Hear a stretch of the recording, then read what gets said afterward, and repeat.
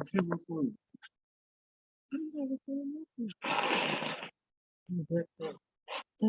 the meeting is being recorded. The Dais and partners are delighted to welcome you all to the Climate Action Roundtable in association with the Learning Planet Festival launched by UNESCO and CREE and the launch of the Youth Leadership for Climate Action Fellowship 2022. The Dais is an organization with a vision to empower people towards a better life. The achievement of SDGs and leaving no one behind are the core objectives of the Dais, with a focus on environmental preservation, ensuring equality for all, improved education for children and youth, and creating a peaceful and prosperous world. The Learning Planet Festival was launched in 2020 by CREE France, which is now the Learning Planet Institute, and UNESCO. The Learning Planet Festival is open to passionate learners of all ages. This is the third edition of the Learning Planet Festival, which celebrates the International Day of Education. In the course of today's event, we will not only be having a riveting discussion with an esteemed panel of speakers, but prior to that, I am extremely excited to announce will be the showcase of the Youth Leadership for Climate Action Fellowship and the official opening of registrations for it. Khushi Mahendru, my brilliant colleague from Tears of the Earth, and myself have the privilege of presenting the fellowship to you. So I would now request my colleague Sangeet to share his screen so we may begin the presentation. Thank you, Sangeet. On behalf of the Dais and partners, I am beyond thrilled to be presenting to you the Youth Leadership for Climate Action Fellowship. What inspired the formulation of this program? Why is this needed? If we could move to the next slide, we will begin to explore that. This fellowship could not be more pertinent today. Climate change is one of the most, if not the most, severe crises faced by our world. There is irrefutable evidence of the drastic effects of climate change. Recent reports, like the groundbreaking findings of the IPCC or the Intergovernmental Panel on Climate Change, reveal the extent of it, which amounts to nothing short of a catastrophe. If we could move to the next slide, please. The involvement of the youth in climate action is vital and will play a defining role in our future. We, the youth, can no longer be selectively involved. The UN Secretary General, international organizations, and world leaders have called on the youth to lead the climate action movement, for it is they who have both the most at stake as well as the greatest capacity for action and potential to act, innovate, and reform. I have cited some initiatives by organizations we all know, which aspire to enable the youth to tackle climate change. The Dais and partners share this vision. This fellowship fulfills a crucial need in providing the youth with the necessary intellectual as well as practical skills aimed specifically at mitigating the climate crisis. Could we please move to the next slide? Thank you. So here are some of the objectives that we have in mind. Raising an individual's level of awareness and consciousness is, of course, of utmost importance.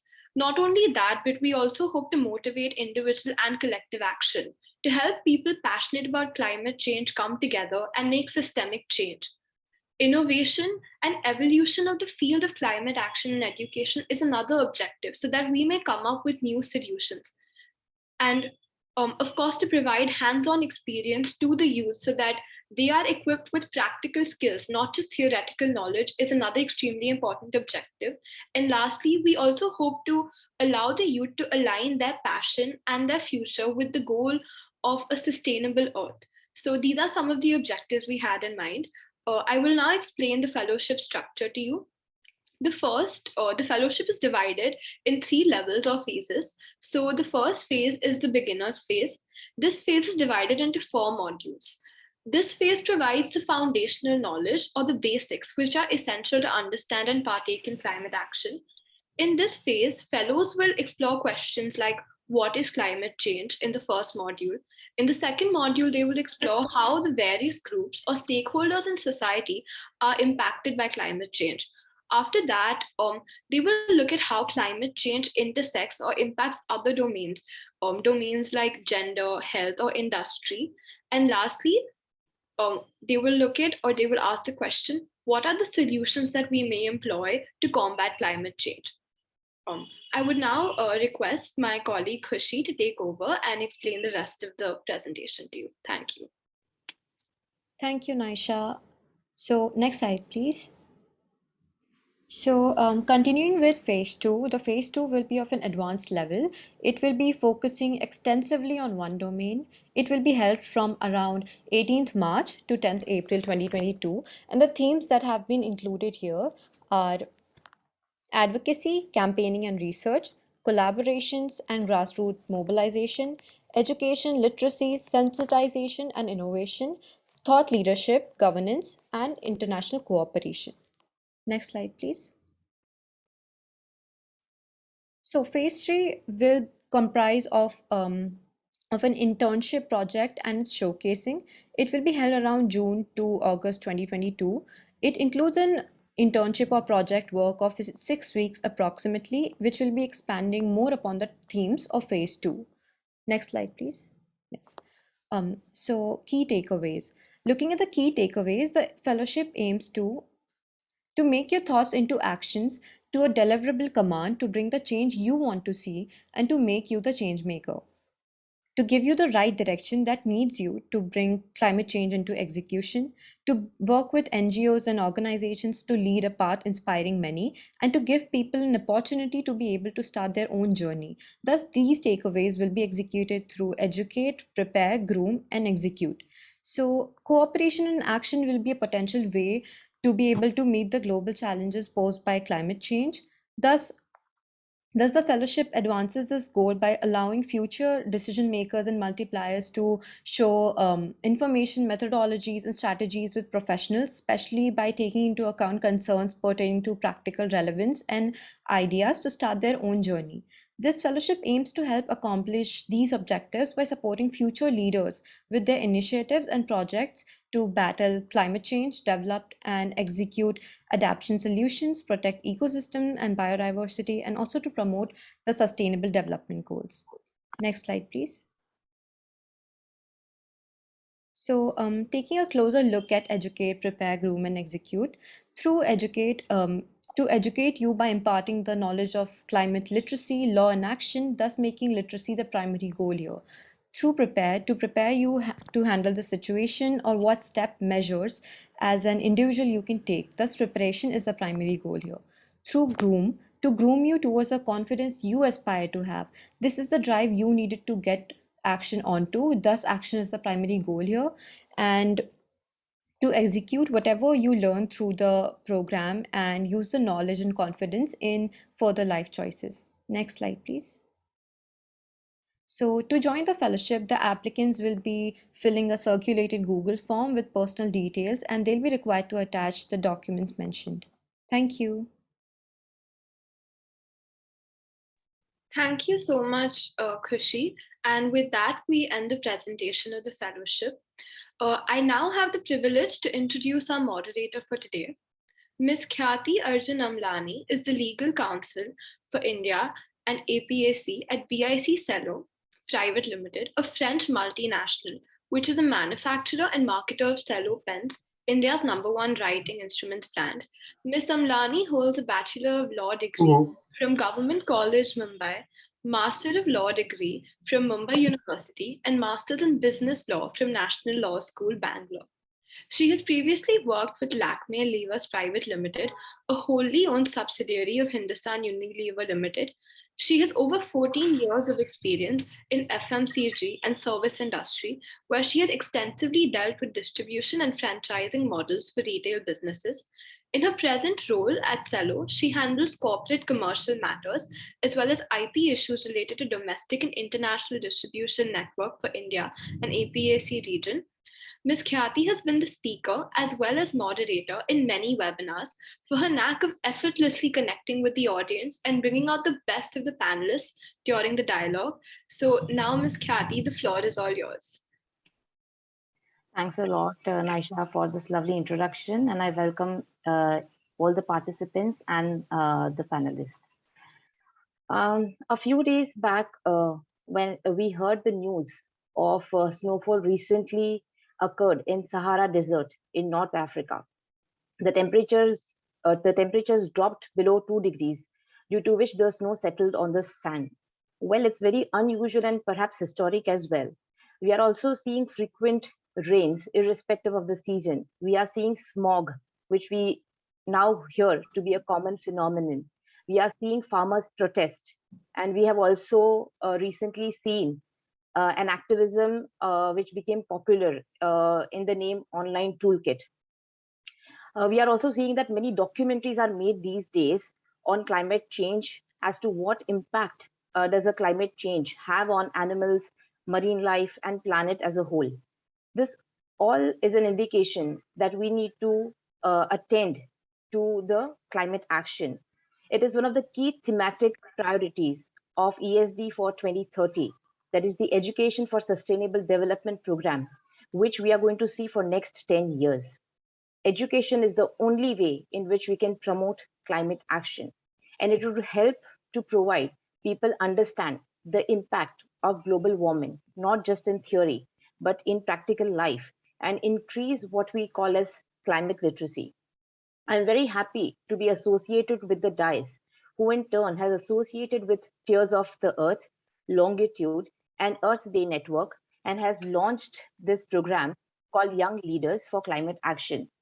This roundtable conference is also, in a way, an element to launch the Learning Planet Festival and to give an insight to the participants on what would the Young Leaders program look like.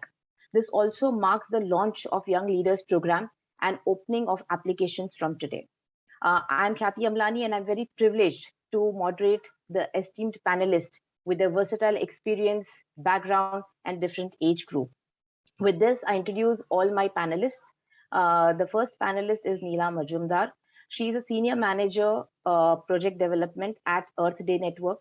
She leads climate literacy programs in India. She has taken several innovative strategies to help students build on environmental education. This also includes making of the film competition, making a filmmaking competition called Earth Reel. She has led citizen campaigns such as Make Your City Green that has reached out to 5 million citizens. As a professional, Neela started her career 3 decades back. So you can imagine the amount of experience that she would have grabbed. And she has been in climate change space since almost 10 years now.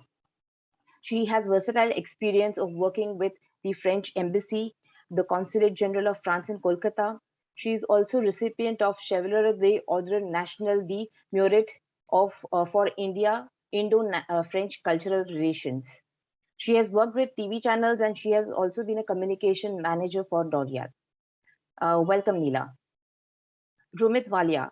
Rumit is a 24 years old staunch environmentalist from a very young age.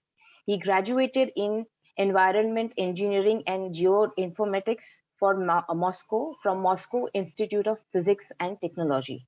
He founded the Tears of the Earth organization, a non-profit working for betterment of future and the planet. It is currently working as an he is currently working as an assistant manager outreach for earthday.org. Welcome, Rumit. Your current project includes the Future Forward Summit 2020 and VAP, that is Village Action Program by Tears of Earth. Mr. Samit Majlis, welcome to the webinar. Mr. Samir is the founder of Green Savior Association, an ecological restoration organization at Belagavi. Green Saviors has been engaged in tree plantation and maintenance. They have planted over 45,000 trees since 2016, quite commendable. They have initiated a project called OMG, which doesn't mean oh my god. It means 1 million greens, under which 10 lakh native trees will be added. And here I would want to emphasize on the word native trees. Will be added to the Western Ghats region near Belagavi over the coming 5 years. He has also completed BTech in Food and Fermentation Technology from ICT Mumbai, and he has good working experience in food and vegetable processing for around 12 years. He's also a founder of Humans for Planet Earth. It's an offshoot of Green Saviors, with a motto to generate awareness regarding the issues which directly touch upon ecological conservation, restoration of environment. Welcome, Samir. I would like to now introduce my friend Sugita Chaudhary. She also is a lawyer and a solicitor. She did her LLB from Government Law College, and she's also a designated solicitor. She has done her diploma in corporate law and a postgraduate diploma in securities law. After having worked at some prestigious law firms and gaining in-depth experience in corporate and commercial laws, she went on to launch her own firm, Lawngitude, Solicitors and Advocates. She has also been a visiting faculty in KC Law College as well as Government Law College. Sugita has also been associated with number of NGOs and non-profit organizations, and she has been passionately working for various social causes, including climate change, gender equality, and education. Welcome, Sugita. Next, I would like to introduce Jasmine Jose. Jasmine is a development expert working in this sector of climate change for almost 12 years now. And her expertise lies in the field of youth and women development, particularly working at the grassroots level. She has done various research programs at national level, and she has worked with different organizations for the projects which are related to women empowerment, skill development, livelihood creation, and environment sustainability. She has also represented on different national and international forums, as well as media channels like BBC. Susan is a chief operating officer at the Dais, an organization that is focusing on empowering individuals and organizations, and anyone who can be provided a Dais to progress further in life. Jasmine has done her post graduation in management, and she has won National Award for Excellence for Gender Equality in 2020. Welcome, Jasmine. And last but not the least, Siddharth Oja, our final panelist. Siddharth is the co-founder of a startup, Stori. He has done his master's in communication from University of Hyderabad. To introduce the kind of projects Siddharth has spearheaded, Stori is training and creating awareness to farmers community in the Kumon region of Uttarakhand to bring about change in the organic practices by farmers and conserve soil nutrients. Also, there is another project where Stori is working towards reviving the age-old gharats, which is water meals, in the Kumon region of Uttarakhand, which is almost got extinct from our lives. This clearly sounds like an effort to bring our traditional rituals back and to try and make our life more dependent on the natural ways of feeding rather than using other additional resources. Welcome all the panelists, and I'm sure you are all ready and pepped up to start with the question answer session. My first question would go to you, Rumit. You are an MIT scholar and you have worked on future forward concept. What is the crux of it so far, and what have you researched on it? How does it support the initiative of the NGO that you're running, Tears of Earth? So hi everyone. Thank you so much for allowing me on this panel with great people in it. I'm just very honored to be in here, firstly. So thank you so much. So basically, my organization, Tears of the Earth, we started initially working for environmental awareness and education with other organization. One of them is here today. And then we soon realized after working from almost a decade, we realized that it is the time to actually go into the research and innovation. So this future forward concept is actually one of our concept itself, where different members of Tears of the Earth across different universities, few in US, few in Europe and Russia, are working on the concept. So the concept basically lies on the principle of how different fields existing in this planet are actually having the impact on environment. So be it a art field, be it a music, entertainment field, or let's say technology or STEM field, any kind of field which people are studying about, working in the areas in daily 9 to 5 job, how that is actually impacting the environment. Is it bad? Is it good? And how we can actually solve the debate between earth and human survival. So there's a debate going on that the earth has always recreated itself. So do we actually have to save the earth now or save the human existence? So this is to actually solve that debate that, all right, earth has recreated itself, but it doesn't mean that we are going to exploit the natural resources. And but on the other hand, it also doesn't mean that we can just rely on the natural resources every time to save the human species. So we have to go towards the innovation, towards the research part as well, which is where this future forward concept comes in. So it takes all the good things from all the fields of studies and how they are having the good impact on environment, and then proposes the same to different. This actually, the future forward concept is actually relies with the global Earth Day theme for this year, which is invest in our planet. So the theme is invest in our planet, but where should we actually invest it to save the planet? This is where the future forward concept is working. So finding out different innovative methods and solutions where the people, businessmen, entrepreneurs, earthpreneurs can actually invest and save the planet. So far, in last year, we did a summit called the Future Forward Summit 2021, which focuses basically on the restoring our Earth pattern. But this time, it's about the global commons. So SDG 30 is very near now. It's just less than 8 years we have, and we have to complete. So we have to invest in our planet so much. And on the same hand, there's a second discussion going on, which is not very public to everyone, which is called the global commons. So on that, the global commons are the five major areas where nobody actually has hands on it, but everyone wants to have their hands on it. So be it space exploration or Antarctica, or let's say the atmosphere. So this is going to be the future forward 2022 with a special reference in invest in our planet. And yep, this is it. Thanks, Rumit. In fact, it is definitely going in the direction of climate literacy, because till you know what the problems are, until you identify them, be honest to yourself, I think you cannot go in any direction. So that's a good insight. Thanks, Rumit. Thank you. Coming to Siddharth.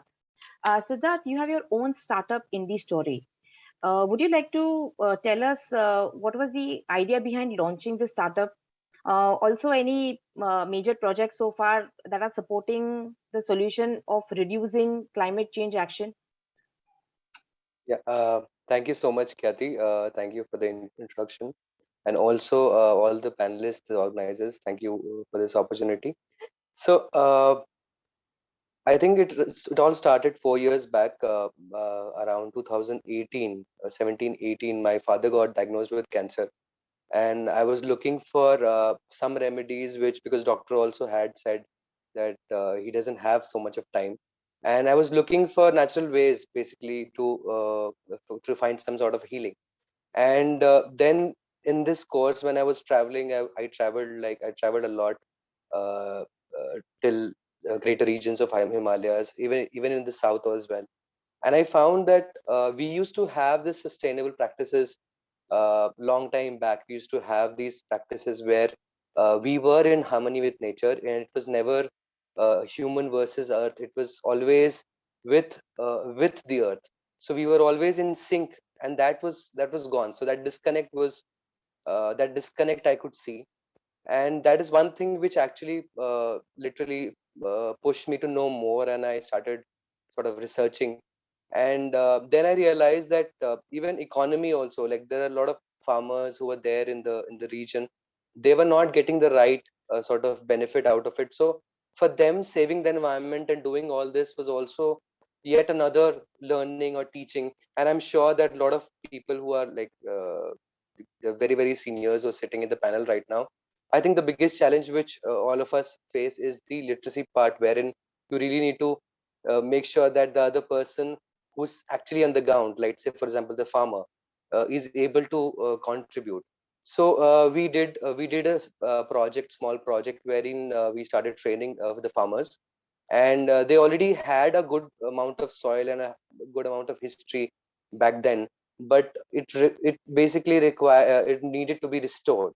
So we started training them, we started teaching them and telling them that by doing so, you will not even get more income, but also save the planet at the same time. So showing them the sustainable picture. And second project that simultaneously we were doing, that this is what was our discovery, that there's something called water mill in this country, where we never used electricity to run mills. So the current of the flowing water was used and still used in the gharats to actually grind. And these are not only just for fancy this thing, but something which has much more, which keeps the nutrients intact and also saves energy. It doesn't have any impact, no carbon footprints, nothing. It is just like in sync with nature. You're just using the flowing energy of water and doing your work. So I don't think that there are other ways that we can actually uh, find out and restore the planet.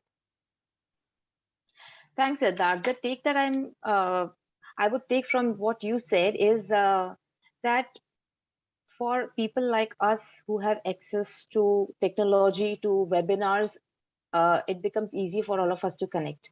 But to go a step forward and talk to people who really need guidance, like farmers who are in rural areas, usage of water mills, all these are covering the sections where otherwise they would never get education. So I think this is one of the best practices. And if things if this project is successful, I'm sure many farmers and many people will not only get employment, but it will ultimately help the climate action as well. Very nice. Thanks for that insight, Siddharth. Jasmine, just to add up to what Siddharth said, two of his projects are about to be successful, I would say. You as an individual have worked on various workshops which are correlating with the purposes and agendas of SDG 2030. Would you like to share some of the best sustainable practices that you have been training individually to people at a bigger level to see some positive impact in climate action? Thank you so much, Kathy. So, listening to Rumit and Siddharth both, I remember during my training sessions, first of all, we need to understand that when we are talking about creating changes or an impact on the society, there are various levels. You know, it's like onions has various layers. There are various layers in the community that you have to deal with so that the change which comes about starts from the beginning. So you have the societal level, which is the community, be it the urban or the rural spaces. Within the society, you have the parents, the children, and the youngsters who are in this space. The next is the policy makers and the business houses. What I realized is just educating one section of the group is not going to help. You need to have a sync between all the people. Just one example. So when I used to work at the school levels, I used to train children on how they could contribute towards environmental protection, in terms of as simple as we all use ROs or water filters at our home. The wastewater that is generated, and tons of water is wasted throughout. But can you start storing that water to use it for your cleaning purposes? This is a simple step. You have kitchen waste, which is every day your our parents or the people in the household are cooking, but the kitchen waste that is generated, I've seen my mother, from egg peels to onion peels to whatever is possible, she's created a huge pot of compost which is there, and her plants are much more healthier than my plants, which die the next day, no matter how much of compost I'm putting. And the way she does it is also very different. Similarly, if I talk about the policy levels, the government is pushing you to use alternatives for plastic. But how much accessibility does a common man have in terms of the pricing? Every organization, the other day I find my Facebook is flooded with information about organic products, so and so alternative to plastic. But when I look at the price, I may think of buying one cup which is organic. But what about the person who doesn't have even access to clean drinking water? For that person to go and buy that organic stuff, this is something not actually accessible. Similarly, you talk to the street vendors who are packaging food for you. You tell them to give up plastic. They ask you, okay, hame sasta de do. Give me an alternative to plastic which is much more cheaper and affordable. I will start using it. Similarly, at the corporate level, I'm sorry to say, one of the big real estate firms, their CSR policy clearly states that they work towards environmental protection. But half of their buildings in the NCR region are made out of glass. Now, when you construct a building out of glass, to cool it, the number of ACs that you are using, there is no point. Like you preach, but you never practice. So I think these are some initiatives that needs to be taken in all the groups and levels, and the basic mindset change starts from you and me together. So, just merely talking about let's do this or let's do that, like Rumit was explaining or Siddharth was explaining, that you work at the grassroots level. How much impact do they see in it? What are the benefits in it? Unless and until I see some benefit in the in my life, I am never going to care about what happens to the environment, despite knowing the fact that it is going to come back to me at one point or the other. So I think if these three levels are covered, the society, the government, and the business houses, we would really go a long way in ensuring that we see a positive change at a higher level compared to the small levels that we see at the current movement. Thanks, Jasmine. Very rightly said. Actually, this is not something which a particular portion of community members do it and we will get the result for entire planet. It's next to impossible, and everyone needs to be sensitive towards their action, which ultimately impacts everyone. Uh, just taking from here, Neela, I would like to put one question to you. Till now, considering the number of years that you have put in, and you have contributed a lot in terms of climate literacy. So, during this tenure, what kind of good or bad changes or shifts have you seen for people to become more sensitive towards usage of resources? And have you thought, or have you structured the literacy program in a way that ensures the end result of change in mindset?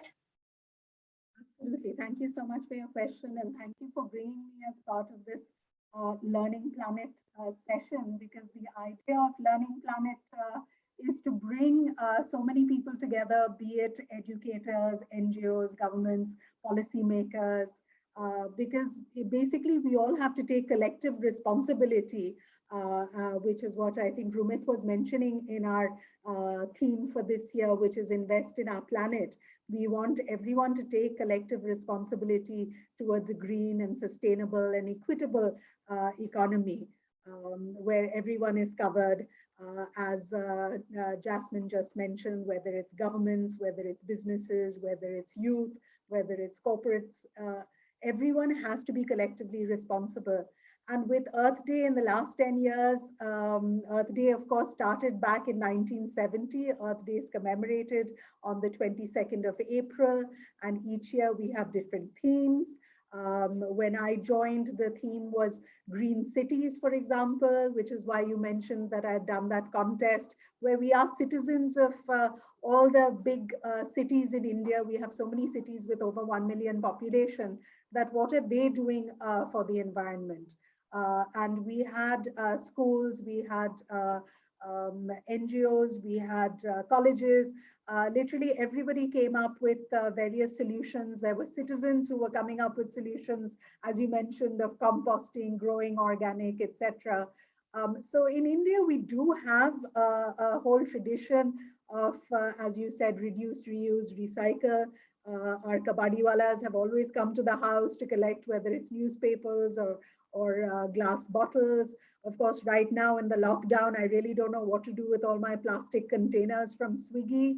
But even one of our youth ambassadors, which we launched in 2020, which was a campaign called My Future, My Voice, which brings youngsters under the age of 30. And these are all young climate activists who are doing excellent work.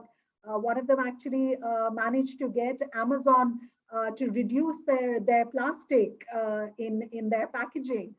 So it's basically the youth that I believe are leading the environmental movement now. Previously, when we had to change things, we had to look in libraries and things like that. But now everything is at our fingertips, because technology has made everything available. For example, Earth Day has a number of toolkits that are available for all of you, and they all have case studies which are replicable. So we don't want to reinvent the wheel each time. We want to bring green practices to you, whether they're ebooks on pathways to Green India done by students, or whether they're innovative ways of greening public spaces. whether there are ways of protecting our biodiversity in India, or even ways of restoring water. You mentioned how it's so important to save water. In our ebook called Rejuvenating Water, there are a number of case studies which are replicable, and hopefully, given the green economy, they will be able to be put into practice. Because, as I said, it's time to invest in our planet, and we want to give people all these green solutions to sustainability and help them take the movement forward. So with earthday.org, there are a lot of resources available, not only on our website, which is www.earthday.org, but also on our social media pages. I mean, you mentioned Facebook. Even our YouTube channel has all very interesting DIYs by youngsters who have come forward to show you how to make seed balls. And it's great fun for them. Nia, you are on Sorry, mute. yes. It's great fun for them to throw these seed balls out and to see things grow. They are making kitchen gardens. There's one very interesting practice, because you talked about not wasting water, where if you put, say, a PET bottle, a 2-liter PET bottle, fill it with water, and then put it in the cistern, that's 2 liters saved each time you flush. So you can put these bottles into your cistern so that you can reduce your usage of water. The whole idea is to reduce your carbon footprint, lead low carbon lifestyles. So I can go on, of course, but I think I'll let the others speak and then jump in again later. Thank you. Sure, Neela, what you're saying is relevant. I think the youth today is an enthusiast to know things, to explore, and to experiment. They have the appetite to do that. Another thing is that now nobody has an excuse, because technology is doing its work. Everyone is just a click away. So getting information, exchanging ideas, exchanging the news of what's happening around is just a click away. So if everyone comes together and work in one direction with more practical solutions, perhaps the climate literacy will be having a cascading effect, and people will be able to take more and more advantage of it. Thanks, Neela. Samir, I would like to ask you one question with what Neela said. Uh, Specifically because what interested me in your profile was that you are working on Western Ghat region. With the versatile experience you have, why did you select only this project? And we would like to understand what specific study or what specific outcome you're looking from it, and what is the connection between this study and climate change? Okay, first of all, thank you for having me here. And on behalf of the Green Saviours Association, we would like to extend our best wishes to this program that's about to start. We started tree planting about 5.5 years ago, almost 6 now. And it started out of a simple idea that if you plant trees, there'll be rain. So one year it did not rain. So we thought if we plant trees, it might start raining. I mean, it's quite a childish idea, but that's the truth. I mean, most truths are as simple as what is taught in school. Uh, all of life is not rocket science. And the day we stop, really pursuing rocket science and start understanding earth science, I guess the planet will be a better place. Now, over the years, we have come to realize that it's not just important to plant trees. It's also important to know where to plant trees, what trees to plant, when to plant them, how to plant them, and how to get people involved. Because at the end of the day, if we are talking of restoring the Western Ghats, like we are talking, we cannot sit in the city of Belgavi and restore the Western Ghats. We need to empower the citizens. And all courtesy or thanks to globalization, a huge amount of urban migration has happened. So there's hardly anybody left in the villages because they almost have nothing to do there. So the focus on the Western Ghats predominantly stems out of the fact that, to the best of my understanding, the Western Ghats decide the climate across a large part of India and beyond. And regardless of what other surveys might say, the Western Ghats are in a really bad shape. A majority of the devastation has happened possibly over the past 4 decades. And the Western Ghats are left in a state where, yes, it might look green from space, but all is not well in the Ghats because it's not just sufficient to have green. What does this green comprise of is something that is important. And if you travel the Western Ghats, you will discover that most of these are foreign species that have been just planted for, to serve as timber or as, you know, as a source of paper pulp or something like that. But because the Western Ghats decide what happens in India, and because they are home to such a large diversity of species, it is imperative that we focus on the Ghats, the people in the Ghats, and get the two purposes together: the human sustainability plus the sustainability of the Ghats together, and devise a program or initiative of sorts that creates a win-win situation for both. For your information, and again, I'm quoting from, to the best of my understanding, when I was a child, there were never any cyclones in the Arabian Sea. The Arabian Sea is not really landlocked as much as the Bay of Bengal is, so there were never really any cyclones in the Arabian Sea. Over the past 5 years, you have been seeing on an average a couple of cyclones a year, and the devastation has been enormous. People have still not woken up to the fact. We are all talking about how to mitigate the aftermath of the disaster without really trying to understand how to prevent this from happening in the first place. And that is one thing that we want to create. We want to create a true story of the Western Ghats for people to listen to, so that they can understand why it is important to conserve the Ghats, uh, maybe in the way we are doing it, or maybe in a much bigger way, so that the climate more or less stays in control and extreme climate events are avoided. If we have spaces like the Western Ghats, which are decently populated with tree species and plant species and grasses, mind you, it took us about 2 years to realize that it is not just trees that are important, and that's why I mentioned the plants and the grasses. But if we don't realize that, then we'll keep having cloudbursts and those kind of events frequently, because it no longer rains uniformly over a space, but it all gathers in one place and it just offloads. And this is, I remember Siddharth discussing some time back about water mills. The Himalayas would be a good place to do a water mill, and the Western Ghats, maybe once upon a time, were also a good place to have water mills. But nowadays, because of the loss of vegetation, the rivers in the Western Ghats dry up in Jan. Earlier, they used to be there till March. Until we understand how people and how the forests and every part of that ecosystem really can hold the earth together, hold the country together, and hold the future together, I don't think there is any way forward, because it will only keep getting worse.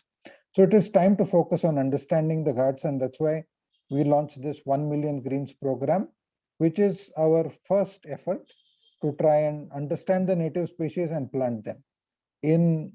According to a particular estimate of which I heard about, we need to add about 10 million trees to the Western Ghats if they are to come anywhere close. And I'm only talking of my region of the Western Ghats. If they are to come anywhere close to how they used to be, maybe in the late 70s or early 80s, when it is to start raining in June and keep raining till August. Now it rains till Jan, but when it rains, God forbid, there's so much water around. So that's what this whole 1 million greens project is about. Thank you, lots. Actually, you have given a lot of information, and some of them are concerning also. What kind of trees we are planting? This is a question which I think not only individuals, corporates, but all people who are doing this should be aware, because merely planting trees perhaps may not help us serve the purpose. Secondly, I also found your point of urban migration very interesting, and perhaps at first go, I don't know how that can be solved, because people uh, logically would feel that if they cannot progress in rural areas, then they would want to move to urban regions. But I'm sure that by having these kind of discussions in more appropriate, well set forums, perhaps we can have better solutions. Also, the example that you gave, Samir, about water meals perhaps can work well in Himalayas, and it would have worked in Western Ghats as well. I think these are some of the conversations which may click some idea, which may yield good results. So that's where I feel climate literacy is something which is very important, because without that, impact is a far-fetched dream, but even initiation may become difficult. Thanks, Siddharth. So, Geeta, coming now to a bit of law. I want to understand if what's happening as far as legal space is concerned in climate action and climate change. Any specific case study or latest PLs or any point which is a hot cake and people really need to take cognizance of it to resolve the climate change issues? Yeah, thank you, Khyati, for your question. And once again, thank you for having me on this esteemed panel. I'm only humbled to share the stage with such stalwarts in climate change. Talking about law, I think when we're having this discussion on climate action, and I think it's not irrelevant to mention that the pen is mightier than the sword. And when we talk about climate action, there are two types of climate action. One is more of the constructive approach, which even Rumit spoke about, like his innovation of the Future Forward program, or you know what Samir ji is doing with his OMG project, etc. So these are more on the constructive side, innovative and research side of dealing with climate change and sort of trying to reverse the damage that has already been done. Law really comes in where we are trying to be defensive and we are trying to stop uh, further pollution, and when we are trying to stop some major environmental damage to happen. So I think I look at it in a very optimistic I have a very optimistic view of how the law has evolved over all these years since independence. We have gone all the way from the especially the Supreme Court, the jurisprudence that has developed over the years has gone from polluters pay principle, which is more of a compensatory approach where the damage to the environment has already been done, and the courts have really they have really upheld the compensatory part of climate damage. And it has moved from there to the precautionary principle, which essentially it composes of anticipate, prevent, and attack. So it's like a three-tiered system where now the jurisprudence has evolved to this point where the courts are taking the approach of precaution, where they have moved on from compensation to precaution because they realize the need and the urgency to address climate change. So I look at that very positively, and there has been a great deal of positive evolution in the jurisprudence in the past few years. Especially also with regard to fundamental rights, now that Article 21, as I think we all may be knowing, is the right to life and personal liberty. So even that, the scope of that has also been widened to include the right to a healthy and a safe environment within that article. So that is also a very positive development that has happened. And of course the systems are all there. The I would say I don't see a lot of laxity when it comes to policy making or the existing systems or the existing laws in place which are there to protect and prevent the environment. The problem, I think, is more towards the implementation, which is of course, in places it's slow, in places it is um, ridden with all sorts of bad uh, practices. But then overall I would say that the courts and the judiciary have taken quite a liberal approach, and they have now, whether it is PILs and whether it is the writ petitions, in all the cases environment relating laws also, whether it's the national green tribunals, whether it is any specific laws relating to the environment. Of course, this subject is really vast, so I would not get into the very nitty-gritties of it, but on a very macro view of it, I consider the evolution to be quite positive. Of course, tying it to the literacy festival that also we are addressing today. Um, the key is environmental literacy, even in the legal space, because I see a lot of people, even like very. Let me even give you an example of a recent experience of myself. Like, I had recently gone to for a holiday to Uttarakhand with some of my family friends, and so two of them there, they were women in their late 50s, and they have been homemakers for a large part of their lives. And we came across like a major mining activity which was happening in one of the hilly sides, and they really thought it was really they were really disturbed by seeing it, because the amount of dust and pollution that it was creating was quite evident even to the common man like them. So I told them that if you are so concerned about it, why don't you take action? Why don't you go and you so the first reaction that came was that we don't know what to do, and we don't I mean, what can we do? So a large number of people don't know about PILs, what a PIL is. A large number of people don't know what a writ of mandamus is. A large number of people don't know that they have legal rights and remedies in the first place. So these things, I think, according to me, need addressing, and it's very important um, to really make people more aware about all these things. So that's all from my side. Thanks, Sugita. Yeah, like you rightly said, the jurisprudence has evolved in its own way, in its own pace. But what evolution has happened, that if people are able to speed up in understanding, perhaps that those rights itself can play wonders when taken care of at right time. So thanks for that, Sugita. Thanks for that insight. Coming back to you, Jasmine. Uh, do you think climate change? What makes climate change a difficult situation or a problem? And who is most affected by this climate change? I think listening to all the esteemed panelists before me, coming to the effects of climate change, it affects everyone. I mean, not just flora and fauna, but human beings as such.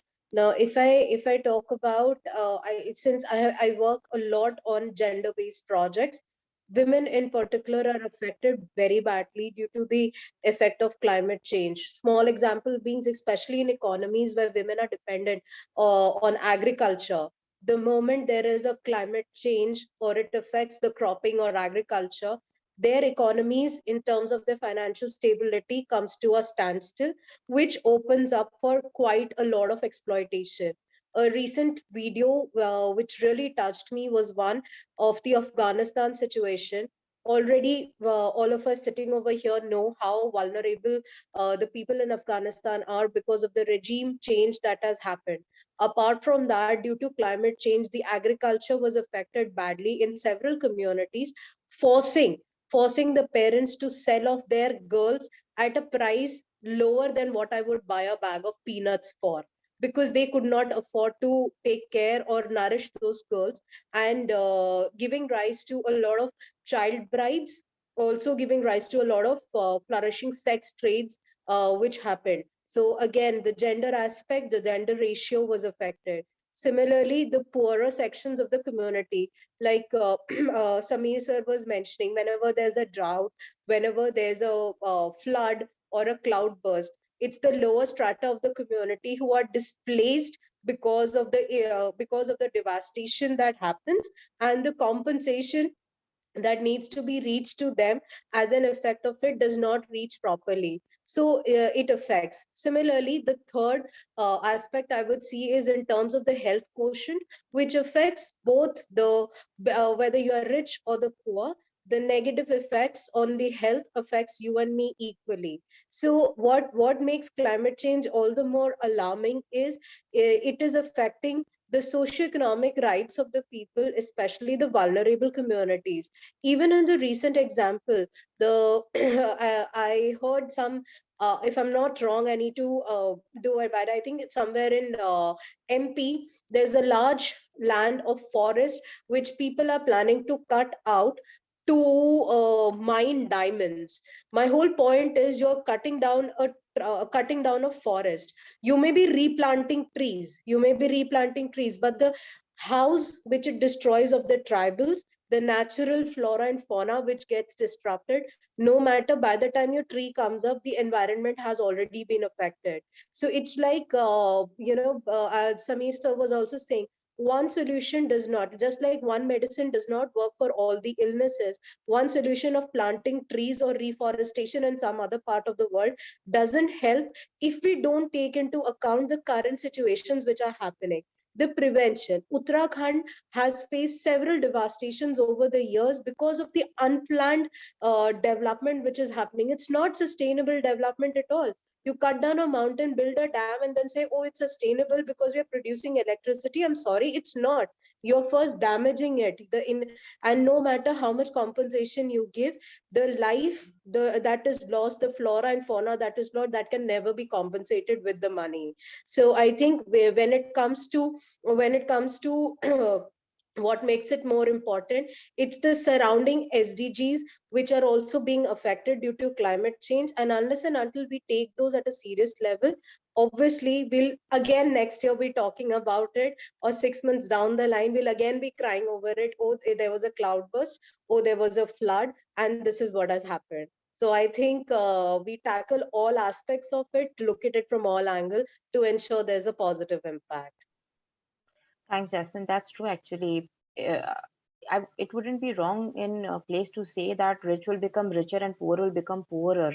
And poorer as such will not have any avenues, because it's a cycle. If you don't know, you will not act. If you don't act, there will be no change, and again, you will not know what to do. So again, it comes back to the fact that climate literacy is so important. By hearing about Afghanistan, by hearing about some of the examples that you shared, it is disheartening that whilst I would say very strongly that we all here are from a very privileged section, because we don't know what's happening at the other side, where no resources and no help is available to people. So thanks, Jasmine. Rumit, I know it will be justifiable for you to take some more time on this technical question, but it tempts me to ask you, because you are a graduate in environmental engineering and geoinformatics technology. Can you explain what is the role of geoinformatics technology in attaining SDG 2030, especially in controlling the global climate change? Definitely. So I would just very briefly, because I believe we're already out of time. So basically, I am sure that 99% of us are already associated with this technology called geoinformatics technology, or what we share as GIS, which is geoinformation sciences, but we don't know actually the technical terms. So this is basically coming directly to the point. Geoinformatics technology is the combination of analysis and modeling of geospatial things. So analysis and modeling, basically we analyze, we collect the data, we actually see what is happening, and then we model out. This is a very good decision making tool, I would say, and this is one of the top catalyst, I would say, which is helping our generation to help solve the climate change, or at least recognize the problems that we have. It is just a picture you can see while I speak, that how many SDGs are associated with geoinformatics technology. So basically, on the terms of climate change, I would say, okay, we know that climate change is happening. We know disasters are coming. We know the glaciers are melting, but how do we know it? Have anyone like questioned it? I am sure that many of us have been asking this. How do we know? So this is through this technology, which is called GIS or geoinformatics. So when we send out these satellites into the space, they actually monitor the climate change. So they actually monitor how much air pollution is being in which area, how much glacier is, ice caps are melting, how much we know in advance that these tsunamis and these floods are going to happen. So on the basis of both things, let's say predicting the future as well as having the data by which we can actually make decision tools to actually uh, how do we actually have this timeline that we only have a few years to solve the climate change, otherwise we'll be like equally extinct? This is because of the technology. So I mean, I can just speak about it a lot, but I would say that everyone should just Google it. And this is one of the greatest tool we have to solve and to actually collect the data for climate change, which is also helping the uh, new term that we have for that is climate refugees. So we know in advance that something is happening and we act on it. So yeah. Thanks, Rumit. I would have loved, in fact, all the participants would have loved to hear more about it. It's very interesting, but for the paucity of time. Uh, Thanks, Rumit. Siddharth, coming quickly to you. As our Prime Minister Narendra Modi ji said in COP26 in Glasgow, instead of mindless and destructive consumption, we need mindful and deliberate utilization. In this context, I wanted to ask you how businesses and people can act to ensure climate change doesn't worsen. When I say business, I mean corporate side. For example, uh, initially we said wood should not be used. So people slowly and steadily started finding an alternate and they landed to plastic. Now the plastic uses has increased so much that it has started impacting animal life, marine life, for that matter, even humans to some extent. And now we want to reduce plastic, which means that we will be again falling back on wood utilization of wood. So how do we balance the ecosystem vis-a-vis fulfilling the requirement of the population, global population? Okay, basically, just rightly you said about the plastic part. I would also like to say something that according to United Nations agencies, we've got only 60 years of organic soil left on this planet, and the 2% of the organic soil that you see, which should have organic content, it is less than 0.5%, and in India, it's like mostly 70% is even less than 0.3.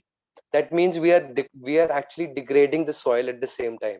So I would quickly say one thing, because what Samir sir also said, that prevention is something which is required. I think it is time to change our approaches also. See, we there are two things. One is we can actually avoid the disaster, and second, we can actually have a prevention so that we also restore. So we are talking about reuse, we are talking about recycle, reduce, everything, but we also have to see restore.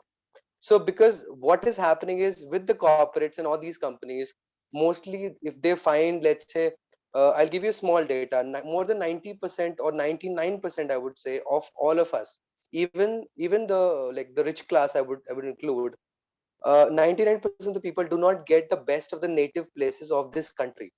The reason being is that it is very, very less produced, and second, whatever is being produced is taken away or exported.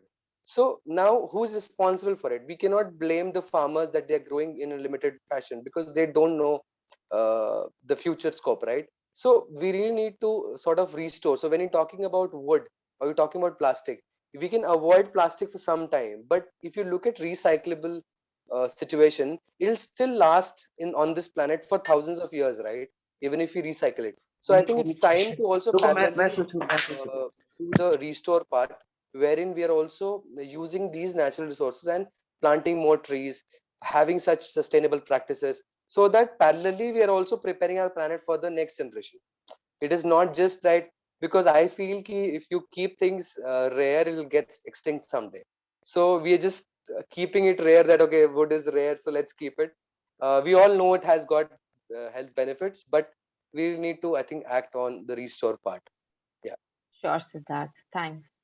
Sugyata, quickly, if you can share one or two cases, recent developments or trends that we are seeing in the precedents, which are good examples of precedents for the climate action. Yeah, so I think there is a recent case of Samir Mehta versus Union of India, it was actually an NGT case, a National Green Tribunal case, and the court has really expanded the entire like the principles that they have adopted to really define what constitutes pollution, what is what is the polluters pay and what is the precautionary principle, and how does the right to a healthy and safe environment tie into the Article 21. So the court has really expanded these definitions, and it has really it's a very good and a very exhaustive judgment on how these how the scope of pollution and environmental protection has really expanded. And apart from that, there are of course a number of cases, like even when Jasmine was speaking about when people come up with say renewable energy projects, and those projects are not really sustainable, and then that is when they say that that okay, we are coming up with this project and it is apparently renewable energy, so it is sustainable, but it's actually in the bargain is damaging the environment. So another very good case that was also ties into that is also Save Man Region Federation and others versus Union of India. I think this was regarding, there was a hydroelectric project which was proposed to be constructed on the Nangchang-Chu River. I'm sorry if I'm pronouncing it wrong, but that it was so this particular hydroelectric project was actually was stalled by the NGT, where it held that it is not a sustainable development, it is not a sustainable project, and in the bargain it is actually compromising on the ecosystem of the birds around that area, as well as the general the soil and the indigenous communities, also the Monpa indigenous communities. This project would actually compensate on a lot of environmental factors. So this is also a very interesting case, which was also recent, and which sort of ties into also what Jasmine was mentioning. Thanks, Nikita. Whilst we are running short of time, but I have liberty to take on the conversation if it interests the panelists. So I would take 5 to 10 more minutes, but there are some insights which we should not be losing just because of time constraint from our esteemed panelists. So the next question to you, Samir, maybe a quick one. I understand you are also studying on bioproportionality concept. So can you, I quickly replying would not be a justifiable thing, but considering the paucity of time, I would like to explain you the same in a summary. Yeah, I came across this concept in one of my conversations with an ecologist friend of mine. And every forest system, and if you observe most forests in India, now we have what are called as fragmented forests, right? Intact forests have roads running through them. So in a sense, the forests have been split into multiple small entities. In certain patches, they have been all cleared and they're completely barren. And these are regions that we can maybe explore, in terms of regenerating or restoring these regions.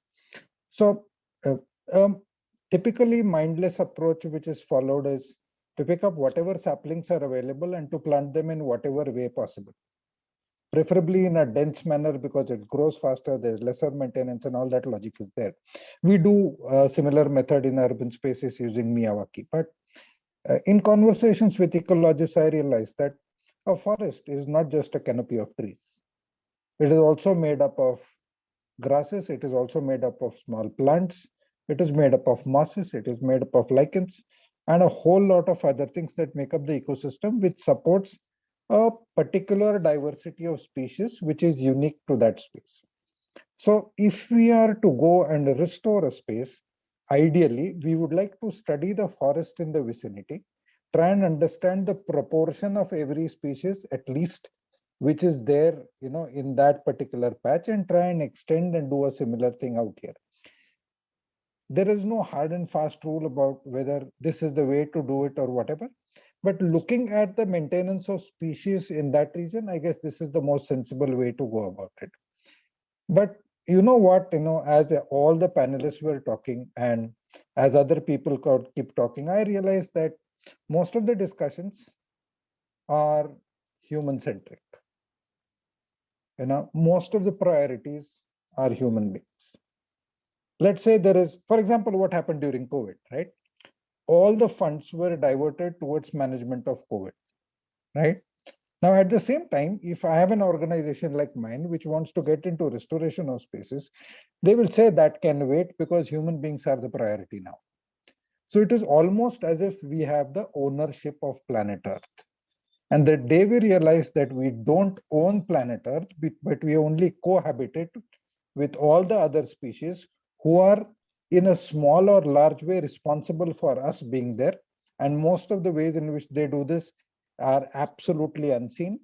Unless we realize that we are only co-travelers or cohabitants of this planet, I guess nothing is going to be sorted, because you look at a tree and you look at it from human importance. You look at it from human definition. That's where the whole concept is flawed. We need a ecology centric or planet centric approach rather than a human centric approach, because humans shifting to sustainability, one part of the story. Restoring the damage that has already been done is a larger part of the story, provided we understand our role on this planet. And I guess that's the most important thing that I want to put across. And I keep telling this to people every day. We cannot be important than even the smallest of the species on this planet, because the whole thing is connected. And I guess it will take another 200, 300 years to understand how the entire system is connected and works so seamlessly, while we are putting in so much effort into doing everything that we do. Sure, Samir. Actually, when I was Googling, I also realized that there is some thing known as a list of 2019 where they had listed which are the extinct animals which are listed in that particular year. So the way the lists are coming out, if this is the speed at which the species themselves are getting extinct, don't mind my words, but maybe we may come in the list anytime. So I agree that everything needs to be done on time, and I wouldn't hesitate to say that was COVID an outcome of for the climate change or vice versa. That itself will be a case study, maybe after a particular point of time, maybe after some decades or after some years, because we all have gone through it and we are still researching on why it happened. You never know, it may be because of climate change. You Okay, last can, question. Yes. one last statement. If you research all the problems that we have been talking about, you will discover that all of them, including the genetic ones that have emerged over the ages, have been because of our presence on this planet. All the problems, poverty, you name any problem, it stems out of human action. Yeah, human action and inaction. Yes, Sunil. True. Neela, the last question for you. How can the climate literacy program help Indians, especially the younger generation, in controlling the climate change? Absolutely, which is why it's very important that you mentioned the word climate literacy, because climate education is part of our curriculum. But climate literacy, which is basically taking the climate education towards engagement, towards civic action, is not mandated. And that is what earthday.org has been focusing on for the last year, especially at COP26. It's to ask all countries to make climate literacy compulsory and assessed, so that we can actually have a younger generation who is feeling collectively responsible. And of course, I mean, I completely believe in the youth, that they are leading the environmental movement. If you go to our Earth Day Network India YouTube channel, you'll see all these pledges made by our young youth ambassadors, and they are all very, very keen on going green. In India, in all the schools, you have nature clubs. There are a lot of activities. Everyone commemorates all these environmental days, such as Earth Day on and around 22nd April. Of course, we say Earth Days every day, and we ask youth, whether it's through the various contests that we have launched, to take action for the planet, to restore our planet. Rumit has recently launched something called the Young Earthpreneurs Awards, where we want youth to come up with innovative solutions to, to find sustainable solutions in the green economy. There's another energy literacy course that is available, and again, free for everyone to become energy literate, to understand that we really need to move towards energy independence and not be reliant on the fossil fuel industry. So these are just some of the various resources, contests, initiatives that Earth Day has. So I would request you to like our social media handles that Rumit and I look after, so that you learn more about these. And leading up to Earth Day, maybe you all can also do your small bit, because every act counts, as we say, and Earth Day is every day. So please continue to lead the environmental movement as all of you do. Thank you for having us on this conversation. Thank you so much. With this, as much as I want to continue, but I will end the roundtable discussion. Thank you, everyone, because you have thrown a lot of ideas which the participants can brainstorm on. It only shows that if the roundtable conference discussion can be this intellectual, how the program and the module will be, where we can actually take young minds into thinking deeper on all the actions and all the innovations that we are talking about. Thank you. I thank each of the panelists to be part of this. And I also thank the Dais to create this platform. So I hand over to Rajshri for the vote of thanks. Thank you. Thank you, Ms. Kathy. On behalf of the Dais, I'd like to thank everyone for joining this wonderful launch today. It was indeed extremely enriching and informative session, and I hope we all got the opportunity to learn from it a lot. We would like to extend a hearty vote of thanks to our moderator, Ms. Khyati Amlani, for this amazing experience, and our panelists, Mr. Rumit Walia, Ms. Sugyata Chaudhary, Ms. Leela Majumdar, Ms. Sameer Majli, Ms. Jasmine Suzanne Jose, and Mr. Siddharth for taking out their valuable time and making this session extremely interesting through their insightful ideas and opinions. Lastly, I would like to thank our partners, Tears of Earth, Longitude, Earth Day Network India, Indie Story, and Saviours for their precious support and contribution in making Youth Leaders for Climate Action Fellowship 2022 a success. Thank you. Thank you, everyone.